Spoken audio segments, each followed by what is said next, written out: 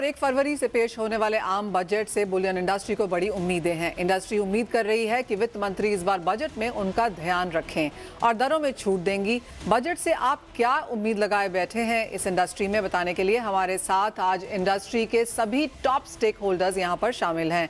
Kamakhya Jewels के MD Manoj Jha, All India Gem and Jewellery Domestic Council के chairman Sanyam Mehra, Gem and Jewellery Export Promotion Council के ex chairman Colin Shah, Metal Focus के principal consultant South Asia Chirag Sheth and India Bullion and Jewellers Association के president Prithviraj Kothari, आप सभी का कार्यक्रम में शामिल यहाँ पर हम स्वागत करते हैं।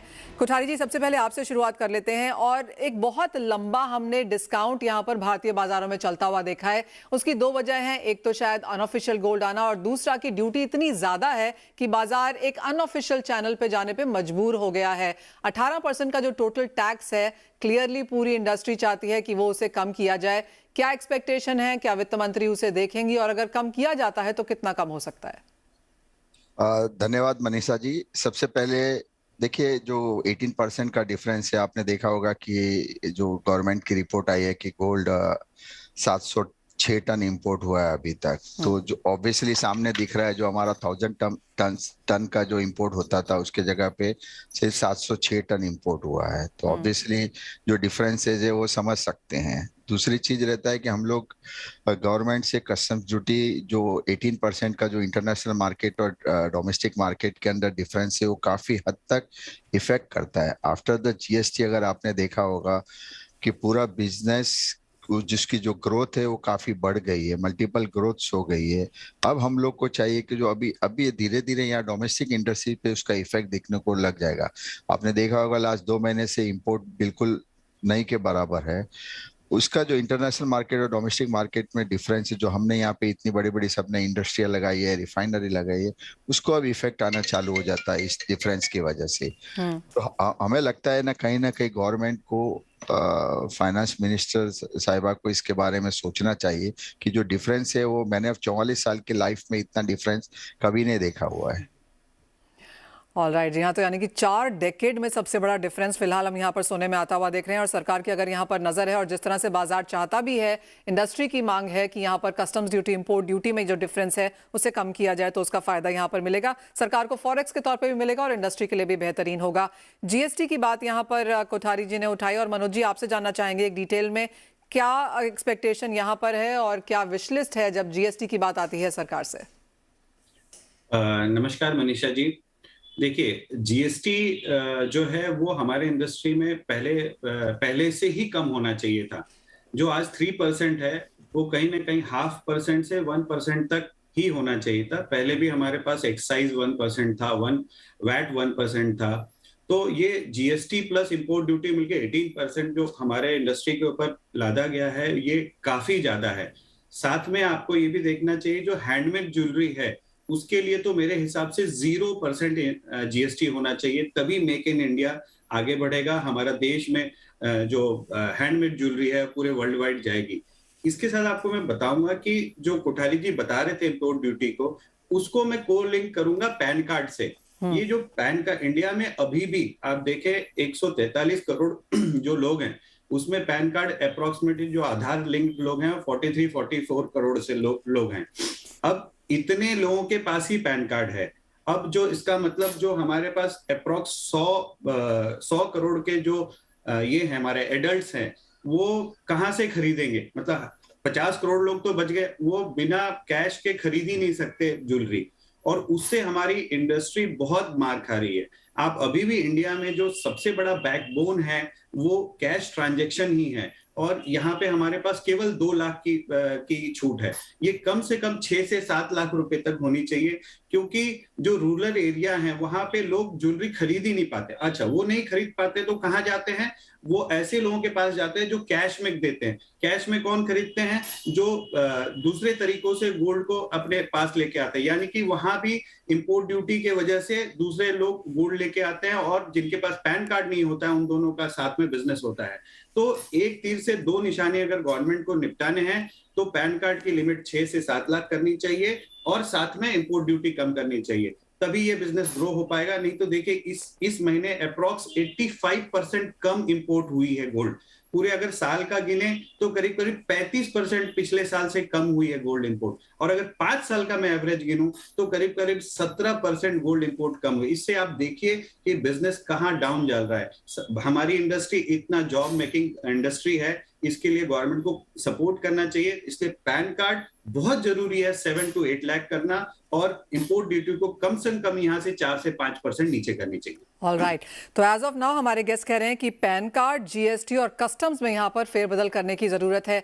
चिराग, आपके पास आना चाहेंगे। और सरकार ने पिछले कुछ बजट्स में सोने को हमेशा यहाँ पर किसी ना किसी तरीके से टच किया है। हमने पिछले साल यहाँ पर IIBX का भी लॉन्च होते हुए देखा। गोल्ड मोनेटाइजेशन स्कीम को लेकर कुछ चिंताएं हैं, जहां पर माना जा रहा है कि सरकार शायद कुछ फेरबदल कर सकती है। जहां तक पॉलिसी मेजर्स हैं, क्या कुछ एक्सपेक्ट किया जा सकता है इस बजट में? देखिए मनीषा, आपने सही कहा कि पिछले कुछ बजट में सरकार ने गोल्ड के ऊपर टच किया, बट पिछले बजट में ड्यूटी भी बढ़ाई सरकार ने। तो मेरा मानना है कि कभी कभार not doing anything is good for the industry. एक ये जरूर होगा कि कोई सरप्राइज ना आए। हालांकि देखिए, सरकार ने IIBX के ऊपर काम किया, GMS पे काम किया, पर इसका कुछ बहुत ज्यादा इम्पैक्ट नहीं आया मार्केट में। आज IIBX स्ट्रगल कर रहा है, क्योंकि जैसे कोठारी जी ने कहा कि आपको अगर $70-80 डिस्काउंट में ही अगर गोल्ड मिल रहा है मार्केट में कैश में, तो कोई IIBX जैसे बेहतरीन प्लेटफॉर्म पे भी क्यों जाएगा, यू नो। तो ये एक बहुत इंपॉर्टेंट चीज है कि गवर्नमेंट शायद एक पॉजिटिव स्टेप जरूर लेके आती है, बट उसके बाद जो कुछ आगे कुछ अनाउंसमेंट आते हैं, उसके जो नेगेटिव रेपिटेशन जो होते हैं उसके ऊपर ज्यादा तवज्जो नहीं दी जाती। तो मेरे लिए ये एक बहुत ही इंपॉर्टेंट चीज है कि अगर गवर्नमेंट ने कुछ पॉजिटिव स्टेप्स अनाउंस किए तो उसका जो टोटल एक इम्प्लीमेंटेशन है उसका ख्याल रखा जाए। Oh, well, absolutely. Of course, no news sometimes is good news. पिछले बजट में हमने हल्का सा धक्का भी वहां पर खाया है, लेकिन एक और बाजार है जिसकी एक्सपेक्टेशंस यहाँ पर काफी ज्यादा हैं। कॉलिन, आपके पास आना चाहेंगे। और डायमंड्स को लेकर भी यहाँ पर कुछ चिंताएं हैं, चाहे वो इंपोर्ट ड्यूटी को लेकर है या फिर जिस तरह से लैब ग्रोन डायमंड्स की हमने इतनी बड़ी यहाँ पर ग्रोथ आते हुए देखी। आपको लगता है सरकार इन दोनों सेक्टर्स को टच करेगी? आपकी कोई विश लिस्ट है बजट से इस सेक्टर को लेकर? हमारी एक विश लिस्ट जो हमने दी हुई है दिल्ली में, एंड बहुत महीनों से इस पे डिस्कशन भी हो रहे हैं। उम्मीद है कि ये हम लोग जो 3-4 चीज मांग रहे हैं ट्रेड के हिसाब से, एक है डायमंड पैकेज जो चाहिए, जिसमें 3 एलिमेंट है। जैसे कि अपने को मालूम है ये इंडस्ट्री लास्ट 40-50 सालों से अच्छी तरह से नर्चर की हुई है, और आज हम लोग एक ग्लोबल लीडर है, नंबर 1 पोजीशन पे है इन द डायमंड ट्रेड। और अगर ये कायम रखनी है, और जो जॉब्स है आज सूरत में, मुंबई में, और ये इंडस्ट्री को वही पोजीशन पे रखना है, तो एक जरूरी चीज है अपने जो स्पेशल नोटिफाइड जोन्स है वहां पे एक प्रिजम्पटिव टैक्स आ जाए, जहां पे माइनर डायरेक्टली MSME को माल बेच पाए। सो एक वो हमने मांगा है। दूसरा है जो ड्यूटी है आज, ये अपने डायमंड इम्प्रेस लाइसेंस, जो पॉलिश डायमंड पे ड्यूटी है, वो एक डायमंड इम्प्रेस लाइसेंस के जरिए वो 0% पे आ जाए। तो GMS स्कीम में अगर एक छोटा ट्वीक हो जाए वहां पे, जहाँ के ज्वेलरी मेल्ट ना करनी पड़े और जैसे है वैसे ही अगर कंज्यूमर रख सके, तो आई थिंक बहुत सारा सोना वहां पे आ सकता है एक सेविंग के दौर से। और सॉवरेन बॉन्ड भी अगर स्ट्रेंथन हो सके तो 2.5% इंटरेस्ट के साथ, वो बहुत अट्रैक्टिव स्कीम है। आई थिंक थोड़ा बेटर मार्केटिंग होने से वो हो सकता है। Last but not the least Manisha, जैसे हॉलमार्किंग ने अपने देश में एक आई थिंक इंडस्ट्री को बहुत अच्छा रहा है, यू नो। इनिशियली इंडस्ट्री को भी रिजर्वेशंस थे, बट अगर आप देखोगे तो लास्ट 2-3 साल में अच्छी स्मूथ तरह से इंप्लीमेंट हो गया है। महीने के 1 करोड़ पीस हो रहे हैं, और यू नो इंडस्ट्री को हेल्प ही हुआ है। और आज ड्यूटी GST के साथ भी 6 महीने तो इंडस्ट्री के बहुत अच्छे रहे हैं, दिसंबर जनवरी। बहुत दूसरे भी कारण है जिससे कि स्लो डाउन हुआ है, वॉर है, you know, inflation, you know, बहुत सारे कारण है। ये सारी मांगे हैं ये बजट से, और उम्मीद करते हैं कि अच्छी पॉजिटिव नोट पे हमारा सुन ले। जी हाँ, एब्सोल्युटली। विश लिस्ट है यहाँ पर और लंबी चौड़ी है, और इंडस्ट्री की काफ़ी सारी दिक्कतें हैं जिनको अगर फाइनेंस मिनिस्टर यहाँ पर सुने तो इंडस्ट्री के लिए आगे जाके ग्रोथ और बेहतर प्रोस्पेक्ट्स हम यहाँ पर निकाल सकते हैं। सही, हम आपसे भी जानना चाहेंगे टॉप विश लिस्ट आपकी यहाँ पर क्या होगी? और जहाँ तक ज्वेलरी की बात है, पहले जो वो EMIs पे काम होता था, ज्वेलरी मेकिंग होता था, डिजिटल गोल्ड भी अब यहाँ पर निकला है। कैसे देखते हैं आप सरकार को, फाइनेंस मिनिस्टर को, इन सबको देखते हुए? Thank you Manisha ji. हमने अपनी विश लिस्ट दिल्ली में भेजी है, जिसके अंदर हमने ईएमआई के ऊपर भी काफी ध्यान दिया है। ईएमआई 22 कैरेट के ऊपर नहीं है। साउथ में नहीं होने के कारण, जॉब लॉसेस होने के कारण काफी हैवी प्रेशर है। अगर ईएमआई जो बाकी चीजों के ऊपर है, अगर गोल्ड के ऊपर भी, हमारी ज्वेलरी के ऊपर भी आ जाए तो काफी इसकी परचेजिंग बढ़ेगी और ऑर्गेनाइज सेक्टर के थ्रू बढ़ेगी।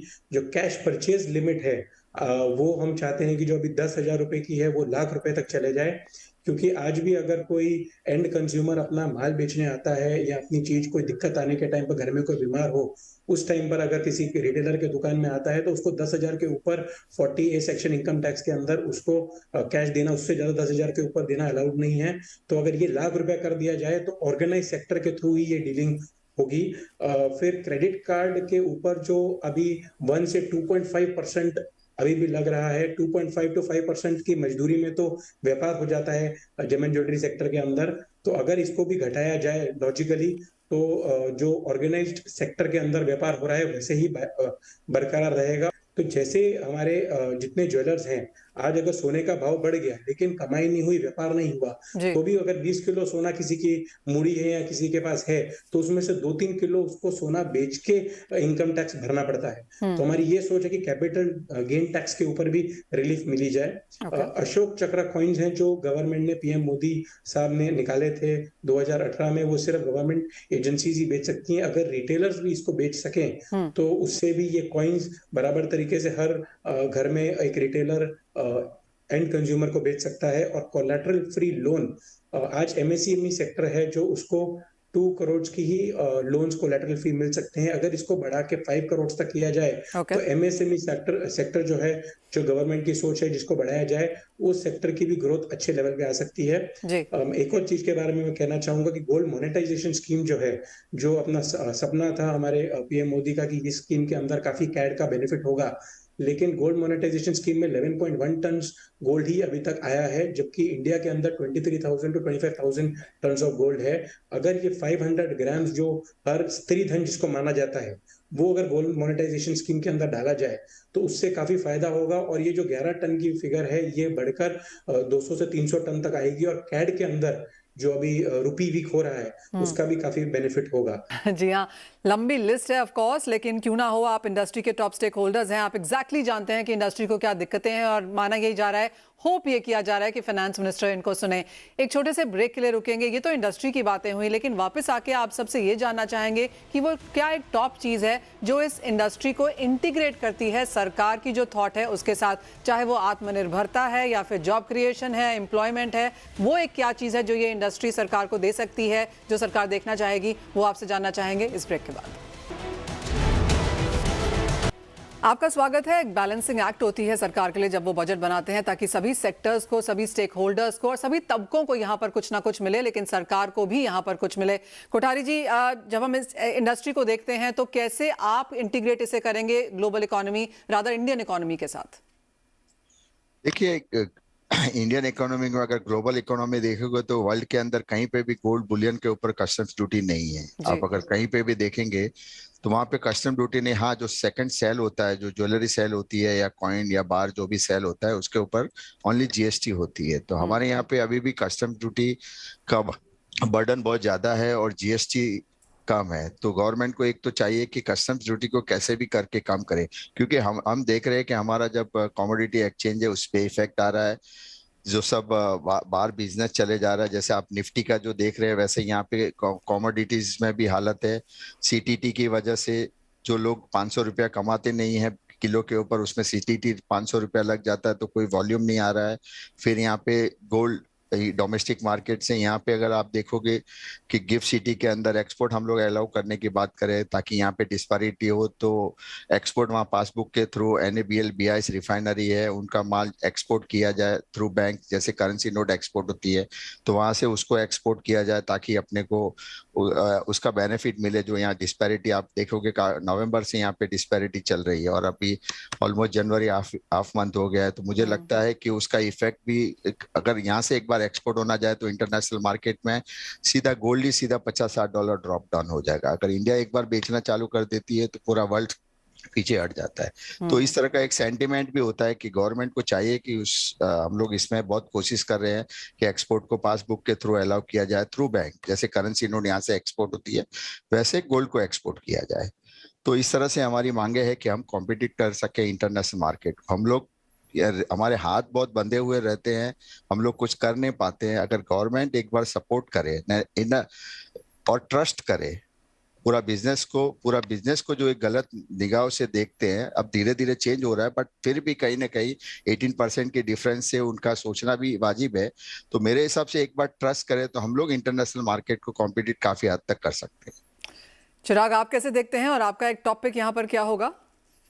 अब देखिए, एक्चुअली इस इंडस्ट्री में दो बहुत ही इंपॉर्टेंट चीजें, एक तो है कि स्किल डेवलपमेंट और दूसरा जॉब क्रिएशन।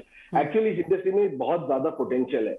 आप देखिए, जॉब क्रिएशन, मनीषा, एक चीज समझनी बहुत जरूरी है कि ऑर्गेनाइज सेक्टर का ग्रोथ हुआ है पिछले 5-6 साल में, स्पेशली डिमोनेटाइजेशन, जीएसटी के बाद। अब इशू ये हो जा रहा है कि पिछले 6 महीने में जो इंपोर्ट ड्यूटी बढ़ी है उसकी वजह से जो ऑर्गेनाइज सेक्टर की जो ग्रोथ है वो काफी हद तक हैम्पर हो गई है, और इसका जरूर एक डायरेक्ट खामियाजा होता है जॉब क्रिएशन के ऊपर, क्योंकि जो ऑर्गेनाइज सेक्टर है उसकी अगर ग्रोथ होगी तो एक स्टोर में 15-20 लोग होंगे, तो जैसे जैसे इनके स्टोर एक्सपेंशन होते रहेंगे वैसे वैसे जॉब क्रिएशन होगा। प्लस ऑर्गेनाइज सेक्टर ट्रेनिंग में काम करता है अपने कारीगरों के साथ, मैन्युफैक्चरर के साथ। सो आज इंपैक्ट इसका ये हो रहा है कि हाई ड्यूटी का इंपैक्ट ये दोनों पे आ रहा है, स्किल डेवलपमेंट और एम्प्लॉयमेंट जनरेशन। मनोज जी, आप कैसे देखते हैं और आपको क्या लगता है कि सरकार क्या चाहती है फिलहाल सेक्टर से? जैसे कहा गया कि हाँ, थोड़ा ट्रस्ट बिल्ड करने की जरूर है, लेकिन सेक्टर उस बदले में यहाँ पर क्या देता? देखिए, इस सेक्टर के बारे में तो आप अच्छे से जानते हैं कि जीडीपी का 7.5% gold and diamond industry contribute करता है। एक्सपोर्ट्स में भी आपको मालूम है अप्रॉक्स 14 to 15% जो है gem and jewellery merchandise export में कंट्रीब्यूट करता है। तो मेरा टॉप पिक है कि जो ये पॉलिश डायमंड पे जीएसटी वापस 0.25% किया जाए, 5% रिडक्शन इन इंपोर्ट ड्यूटी किया जाए, एंड पैन कार्ड को 6 लाख की लिमिट कम से कम की जाए, तभी हमारा जॉब क्रिएशन ज्यादा होगा और कम से कम 10 मिलियन लोगों को हम जॉब दे सकेंगे। ऑल राइट, कॉलिन, आपसे भी एक लाइन में जानना चाहेंगे कि क्या लगता है, क्योंकि सूरत में भी यहाँ पर स्लो डाउन देखने को मिला है, overall diamond industry Russia Ukraine war के बाद भी थोड़ी सी ढीली हुई है, यहाँ से कुछ उम्मीदें हैं आपको? उम्मीदें एज ए जो आपका सवाल है मनीषा जी, इसके हम गवर्नमेंट के लिए क्या करेंगे, तो मैं उसका ही एक आंसर दे दूंगा। क्योंकि देखो, गवर्नमेंट के लिए गवर्नमेंट ने आई थिंक मोदी जी ने बहुत स्पष्ट आई थिंक बहुत सारे KRA दिए हुए है देश को, और उसमें एक नंबर 1 है, अगर आप देखोगे तो एक मेक इन इंडिया का परफेक्ट एग्जांपल है तो हमारी इंडस्ट्री है। सो हमारी industry can be James and jewellery capital of the world, एक वो तो 100% कर सकते हैं। दूसरा, हमारी जो इंडस्ट्री है आज जो एम्प्लॉयमेंट जनरेट करता है वो ना बल्कि एक नंबर है एम्प्लॉयमेंट, बट वी एम्प्लॉय लगभग 50% के ऊपर विमेन है। सो विच नॉट बहुत सारी इंडस्ट्री इंडिया में नहीं है जो 50% के ऊपर विमेन एम्प्लॉय करती है, जो हमारी इंडस्ट्री करती है। दूसरा एक जो इम्पोर्टेंट चीज है कि हमारे इंडस्ट्री में हम ना बल्कि ऐसा नहीं है कि बहुत पढ़े लिखे लोग के इंजीनियर डॉक्टर की जरूरत है, हम वो स्ट्रेटा ऑफ सोसाइटी को बहुत अच्छी तरह से जॉब दे पा रहे हैं जिसको दूसरे सब इंडस्ट्री वापस जॉब नहीं दे सकते। आज अगर आप देखोगे तो 1 से 6 महीने के अंदर कोई भी आज वर्कर है तो वो हीरे बना सकता है, कटिंग एंड पॉलिशिंग सीख सकता है, जेमस्टोन पॉलिशिंग सीख सकता है, फाइलिंग, सेटिंग, पॉलिशिंग, कैड का कोर्स कर सकता है, और उसको अच्छी खासी नौकरी मिल जाती है। तो हमारी इंडस्ट्री का वो एक वैल्यू एडिशन है इकोनॉमी को, कि हम वो स्ट्रेटा ऑफ सोसाइटी को जॉब्स जनरेट कर रहे हैं जिनके लिए इतना आसान नहीं है इस टाइप की सैलरी दूसरे इंडस्ट्री में मिलना। एब्सोल्युटली, काफी सारी चीजें हैं जो ये सेक्टर देता है, कंट्रीब्यूट करता है ग्लोबल इंडियन इकोनॉमी के लिहाज से, और काफी कुछ इन द प्लस यहाँ पर है अगर सरकार इस सेक्टर को देखे तो। सही, हम एक फाइनल कमेंट आपसे भी, आपको क्या लगता है इंडस्ट्री क्या कंट्रीब्यूट करती है और सरकार उसको कितना पॉजिटिव एंड इन रिटर्न क्या दे सकती है? देखिए, हॉलमार्किंग ऐसी चीज थी जब जो भी गवर्नमेंट ने लगाई HUID पूरी इंडस्ट्री ने एक्सेप्ट कर लिया। ट्रस्ट जो फैक्टर था कस्टमर का, एंड कंज्यूमर का, वो भी इस इंडस्ट्री के ऊपर पूरा आ गया और आने वाले टाइम के अंदर पूरे इंडिया के अंदर हॉलमार्किंग आ जाएगा। जैसे सबने बताया 70 to 80 लाख लोग इस इंडस्ट्री के अंदर एम्प्लॉयड है और 5 करोड़ से लोग उसके जो साथ जो हैं वो इसके अंदर बराबर तरीके से इन्वॉल्व है, बराबर जी। तरीके से उनका घर इससे चलता है। जो एक बात मैं कहना चाहूंगा कि आज भी हमारे इंडिया के अंदर ऐसा माल बनता है, हैंडमेड ज्वेलरी बनती है जो पूरे वर्ल्ड के अंदर कहीं नहीं बनती है।